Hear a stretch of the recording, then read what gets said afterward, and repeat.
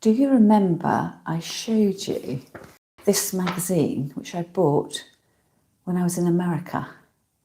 If you haven't already watched that video, I'll leave a link to it in the description under this one. But if you tab through to the playlists on my YouTube channel and find the one that says flower arranging books and magazines, you'll find the full video. And when I was flicking through the magazine, I spotted this project here. And there's some great instructions a few pages into the magazine. Can I find them now? Yes, here they are. So I've had a look at those instructions and I thought you might like to make this, what are we going to call it? It's a cone-shaped Christmas tree made with little paper strips to create something that looks quite charming and would look equally as good on your dining table as it would on your coffee table, on a shelf, or like me, you might want to put it on your mantelpiece. So what do we need? Well, first of all, we need some paper to think about. Now, I'm going to share with you what I did wrong with this project. First of all, I bought this book, William Morris Patterns and Designs. It says with 40 full colour plates. I got this from a charity shop in Hythe a few years ago. And if you love going to the charity shops, you can find a playlist called Charity Shop Shopping. So I've picked out one of these papers and I've started to make my own cone. The only problem I had with this is the paper is reasonably thick, and although I have managed to create my Christmas tree, I would suggest that perhaps you get a marginally lighter weight paper. I think you'll probably find that easier to work with. So what I'm going to make my tree out of today is some origami paper. And this was something that my friend Lisa bought me last Christmas. You probably know, if you've been following me for a while, that we do £2 Christmas present and birthday presents. And so this was a charity shop find, and I absolutely love this paper. I think for decoupage paper, no, I think it's probably the same weight. It's like getting that exact weight of paper. You don't want it too thin and you don't want it too thick. If you don't have any origami paper to hand though, if you've got some reasonably good quality wrapping paper, I think that would be quite a good alternative. You then need to cut yourself loads and loads of strips of paper. Again, on the sample I did my sheets of paper, my strips of paper. They were a little bit too narrow and too short. So originally I had got some paper and I think I did it 1.5 centimetres times by 6 centimetres. It just made it a bit fiddlier to work with. And I think you're going to get on better if you use a piece of paper which is 2 centimetres wide and 8 centimetres long. So you can either use your ruler and your pencil and cut those out, or if you've got one, you could use a guillotine. So that guillotine in the end was faster and easier, but of course you may not have one to hand. So I'll show you how I made these strips. These ones are a bit smaller here. I think they must have been my offcuts. So I always, when I'm attempting to cut a straight line, I make 3 little marks on my piece of paper and then join them together. So this is quite laborious. It's you need to be reasonably accurate in what you do. So I would say, if you are thinking of doing this project, is to perhaps do your prep to begin with, rather than trying to complete your project all in one go.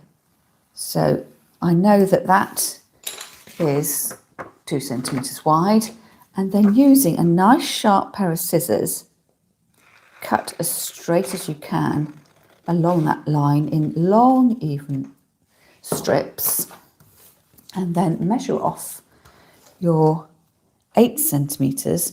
Now, my piece of paper happens to be 15 centimetres square, so I don't want lots of wastage. So I'm going to go for 7.5 centimetres. So right across the middle there. So sometimes it's just a matter of, you know, making your own judgments and decisions with what you want to do.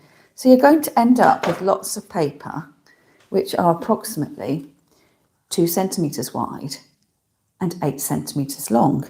So and the first question I know you're going to ask me is, well, how many pieces of paper are you going to need to use? I don't know.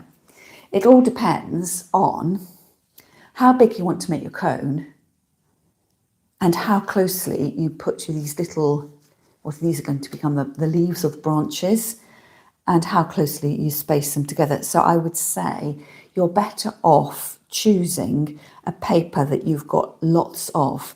Now, when I made my cone, and this is how far I've got, I ran out of paper. Now, fortunately, my friend Jan, there's a crowd of us, Lisa, Jan and Julie, who craft together, and we also go to charity shops together and to flower festivals together. By coincidence, she had exactly the same book as me. So I went round there last week and she said I could use some of her paper. So I have got enough paper to finish this off. So you need a cone. Now, this cone came from Hobbycraft, but if you haven't got a Hobbycraft near you, you can just as easily make your cone using an old cereal box. So I flattened it and opened it out. I'm going to get rid of these side panels. They're just going to get in the way, and I can just roughly cut them off. I don't need to be perfect here, but I'm going to start off with a bit of card that hasn't got too many annoying little flappy bits.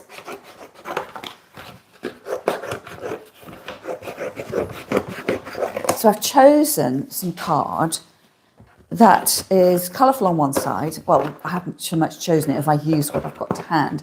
It's colourful on one side, and then it's got this dull interior, and it's that dull interior which is the side you want to use. Now, another thing to be wary of or conscious of is when you put your pieces of paper onto your cone shape. Can you see that my cardboard is showing? So I would say you either need to sort of match the tone of your cardboard to the tone of the paper you're going to use, or if you're going to use, if I was going to use a red origami paper, I think probably I would have spray painted the cone red to start with. So any of these little gaps which you are going to get don't become so obvious to the eye. So if you've got high contrast between the paper you use and the cone, colour of the cone, you're going to need to give it a quick coat of paint. So this should be easy enough to make a cone. So to hand, I've got a stapler, and I've also got some brown tape, which I don't think is necessarily vital. So I'm going to try and fashion this round into a cone shape. So it might take a few goes as you encourage the paper round, remembering you're trying to get something as smooth as possible without creasing. Now, what you may well find is you don't end up with a point. You get a square edge, and I would say what you need to do then is to come in really tight at this junction here. And I'm going to get rid of some of that cardboard. It's just got too much. So I'm probably using 2/3 of my cereal box. But you just need to sort of get your eye in, really. You can see how I'm a bit heavy-handed. So if you start off trying to get a really crisp point, as crisp as you can, but don't give up. If it's not really working for you, don't give up. The other thing you can do is put your hand inside and hold on to that flap where you first started, to get that. Can you see how it's then become tighter? So I think that's probably the best I can do. So I've got a little flappy bit there I'm holding on to. I've got this bit around here where it's joined together, and I haven't got 3 hands, so I'm going to staple there. And I'm not going to let go of the end yet. I'm then going to take some of this paper tape, and is that enough? I'm going to cut off my little tab to start, well, so I can see where the start is for next time, and just get a piece of tape on to hold it. Again, this will just free up your hands a little bit. Cut it off at the bottom. I'm being wary about letting go of my cone because I've got this bit here and I don't want that to flap open. So another bit of tape.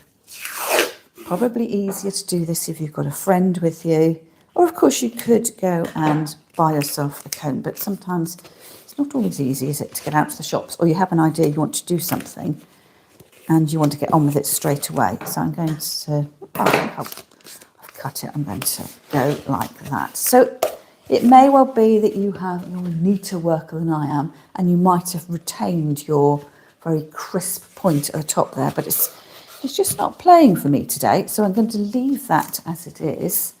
And of course, when I stand the cone up, it's going to fall down. So I need to cut around the bottom to get it to sit flat. Actually, this last bit of tape there. I'm just going to eye this up. So cutting across the bottom. And you want to have your cone looking like it's standing upright. Actually, I think I've done quite well there with the first trim.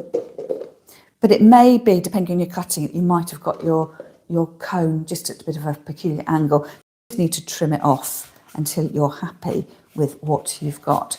So that is what you'll end up with now. I made one earlier. Actually, that's not too bad, is it? I'm a bit loose here. But making this one when I wasn't under pressure, you can see I've done exactly the same thing. So I started off with one side of the cardboard box.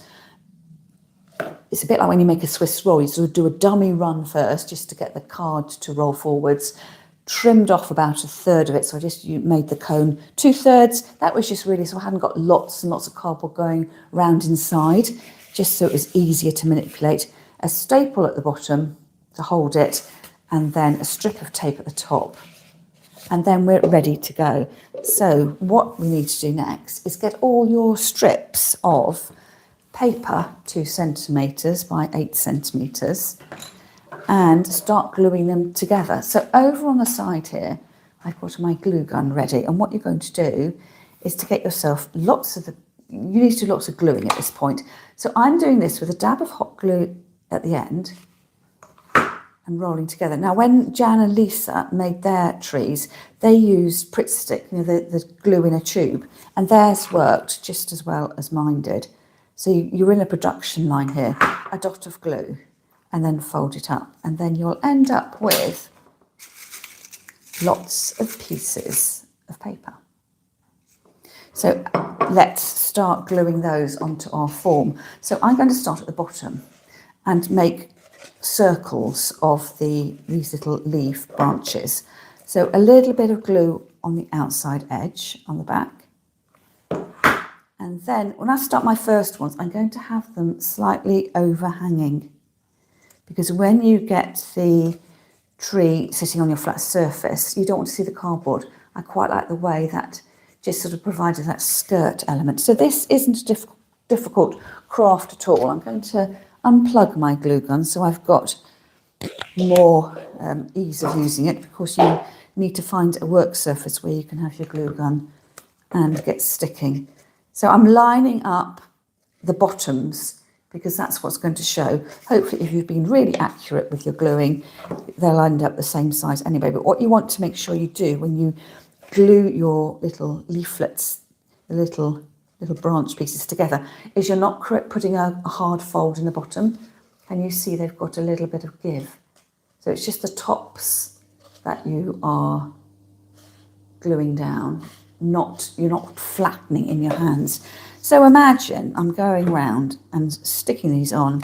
I will just go halfway around because I think probably you've got the idea of where I'm going to this. So let's imagine then that I've gone all the way round. So I've got 1, 2, 3, 4, 5 pieces there. I'm a third of the way round. So I would say you're going to need 15 to 20 pieces probably to fit around the bottom. So imagine I have gone all the way round. Once you've gone completely round, you then start on your second row. So the same thing, you add a dot of glue. And then what I'm doing is a bit like brickwork, where those two joined, I'm going to overlap but put it in the middle. So I'm not going to have lines of paper going up. They're going to be offset like brickwork in the house. You know, you had your 2 bricks there, the brick normally is lined up across, and then I go around. That doesn't always happen because the cone is getting narrower as you go up. You may find that after it doesn't quite work, but that's the thing to have in mind. So as I'm gluing them, I'm getting the shaped bit of the little fold going over the flat bit where I glued before. So again, I'm trying to be extra careful. I'm not flattening these in my hand, just trying to be a little bit, you know, light-handed. You don't want to be too heavy-handed. And you can see there that very carefully, you can just sort of encourage them to balloon up at the bottom. So let's get 2 more on there, and then make sure you've got the idea. Actually, I'm going to stop on that one. And then you do the same thing again. You know, you've gone all the way around, and then you'd start again in between and carry on. And you carry on and carry on until you end up with your, well, not quite finished piece like this. It does get slightly trickier as the higher up you go. With my more sturdy pages out of my book, I am conscious of the fact that the circle edge here, when I put it round, is getting tighter, and therefore my paper isn't quite as malleable as I want it to be. And that's where, if you use the lighter weight paper, I think you're going to be able to shape it better. But the problem is, what are you going to do with the top piece? Because we know that when we get up to the top, first of all, that my homemade cone didn't leave me with an exact point, but how are you going to get those pieces on the top there? And I think I have discovered a really good way of doing that, and that is to make another little cone that will go on the top of your cone. So I don't want to waste paper. I'm just going to cut this in half and then make another cone in exactly the same way as I did before, taking one side and rolling it round. I don't need all that paper. Again, I'm going to cut away about 1/3 of it. So you're kind of thinking that's where you want to have your point. And you'll see here, because the paper is slightly thinner than the cardboard, you can get a really satisfying point up there. So I'm just going to let that flap release a little bit of hot glue at the top there. Hold it until it's dry. Don't let my fingers stick to it. I could trim off the excess here, but I'm not going to. And then you'll have this little bit at the top. So even if you haven't got the best point on your cone, you will have a really good point once you roll your origami paper or your wrapping paper. So I have prepared myself one here using the scrap, the paper that Jan gave me. So that'll go on there just like that. And I think that looks pretty magnificent. A little bit of hot glue on the edges so it stays. So I would say that you want to progress with the project a little bit. So go round. But when you're getting near the top, so that's what, I'm 10 centimetres from the top, something like that. Make your little cone, and that can sit on the top. And then when you add on your extra pieces, it'll cover up the joints. So I'm sure you've got the idea, but let's finish this one together. Now you can see here with my shorter pieces of paper, these are only 6 centimetres long. They're just slightly harder to manoeuvre with. So I do think there's a slightly longer paper, a slightly lighter weight paper, and slightly longer weight, longer strips are what you need. So going around there, and I guess it's always trying to work out how many bits of paper you're going to need. Have I cut enough to finish, or I'm going to have to cut a few more? And of course, you might not want to, you won't be able to go all the way up to the top, but as a design feature, you'll be able to decide how much of your cone you want to have flat and how much you want it to have the glued strips on. and it's probably be determined by how difficult it becomes to stick these on the top, because I'm back at the beginning there, so I haven't got the full width of space for a strip. And I could cut a narrower one, but then you don't want a narrower strip to sort of mark out where you obviously ran out of space. And you can see here with my bits of cone that are exposed. I think probably with just by virtue of the paper I chose, which is a sort of greyish olive green tones, a little bit of blue, that it does fit in quite well. So I've gone round, that's a complete circle, and then I've got a bit of cardboard showing there. So I'm coming up. I reckon I'm only going to be able to get one more ring of paper on here because the paper is too stiff, especially as I use the hot glue gun. I'm just not able to curve the paper enough to get it to closely fit the top edge of the little tree. And you want the tree to look magnificent rather than the mistakes you've made to become the focal point. So you want to keep it probably, if you've got the sort of, you want it to go as streamlined as possible. Have that as your watchword. How far can I go at my cone whilst keeping everything as streamlined as possible? So as ever, if you decide to have a go at this project, or you've worked out a better way of going to the top without creating a mess, do let me know in the comments. And of course, I would love to see your creative makes. So why not post a picture in my free Facebook group, Flower Start World. You can either search for it, look at that, just one more piece. You can either search for it on Facebook, or you can follow the link in the description underneath this video. So I know my pieces here were 1.5 centimetres. So I'm going to mark off 1.5 centimetres so I can complete this project, and then I will finish off camera my second tree, and you can have a look and see how I got on. So that's 1.5 centimetres. I didn't measure how long it was. Oh, look at that. It's pretty much 7 centimetres. So I will fold it in half, but not with a fold.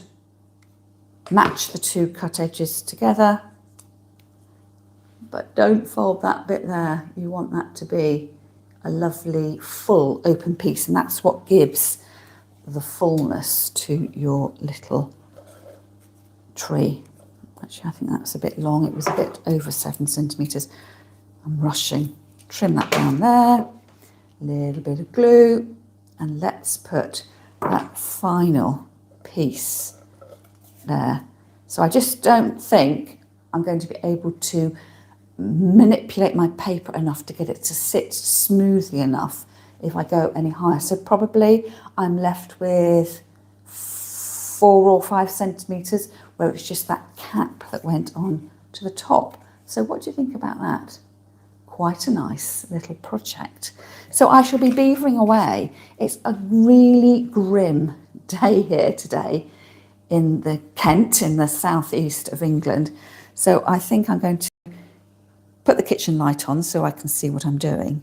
But also I have got a couple of jobs that I need to do. So let's clear the decks a little bit. I've got some tulips I want to arrange. So I've just been to the pool this morning, and on the way back there is a lady that she doesn't sell flowers. She has the older flowers from the supermarket. So I have made a donation, and I have come home with lots of lovely tulips. Now, if you've been following me for a while, you know I absolutely love arranging flowers in season to embrace the seasons. So tulips aren't a winter flower. They are flowers that you know come into season properly in the springtime. But I thought the flowers are there. I can chip in a little bit of money to the charitable cause. I'm going to do a little arrangement. So what I've got here is another car boot find. So car boot season is over. It normally runs between April and October when it's fine outside and you're not going to get stuck in a muddy field. But I picked up this champagne bucket for £2 a couple of years ago. It's aluminium, and I have got a scrunched up bit of chicken wire that I'm going to put in the bottom. I will, of course, be putting water into my bucket, but I'm not going to do that because as I'm going to do it a little bit later on. It's just filling it up, and trying to show what I'm doing is a little bit difficult when you have got water to contend with as well. So I've got myself abundance. You know, I quite often say, if you can only get one, you know, if you're looking for flowers, you stick to one type or one colourway and buy as many as you can afford to buy to create this feeling of abundance. And talking about abundance, I've been reading this really amazing book and listening to a great podcast. Have you heard of Beth Kempton, Calm Christmas and Happy New Year? And it's really been resonating with me. So again, I'll leave a link to that book in the description underneath the video. She wrote the book in 2020, which of course when the pandemic was on, and we were all doing Christmas differently because we couldn't visit friends and family. So I'm trimming off the bottom stems and recutting as well, and just posting them through the holes in the chicken wire. And I'm intrigued by her book because she has done, or did, exactly what we did at the time, because our family Christmases have always been, my married family Christmases, have always been like the Christmases I had as a child. So I've been really lucky with that. My parents-in-law died shortly after my husband and I got married 30 years ago.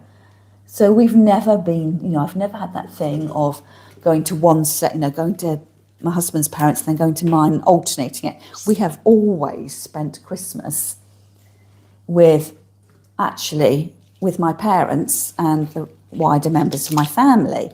So when it came to lockdown and spending Christmas on our own, because we had the special Kent variant, so we weren't allowed to go anywhere, it was all about reimagining Christmas. So we've started a notebook and we started writing down in this notebook what Christmas meant to us, what were the Christmas traditions we wanted to do. And that is exactly what Beth Kempton is saying in her book. And she tells 5 different stories about Christmas, starting, of course, with the birth of Jesus, and then going to a story about Father Christmas and things like that. And there's 5 stories, I can't remember what the other stories are, but one of them was about abundance. Is Christmas to you abundance? Whether abundance means loads and loads of presents or lots of food to eat, and what's important to you. And that resonates with me because when I do my flower arranging, I do like that sense of abundance. So I have been able to, because these were the cast-offs from the supermarket and the lady was raising money for charity, I was able to buy a few more flowers than I would normally have done had I been paying full price in the supermarket for them. So abundance sometimes is quite nice to have.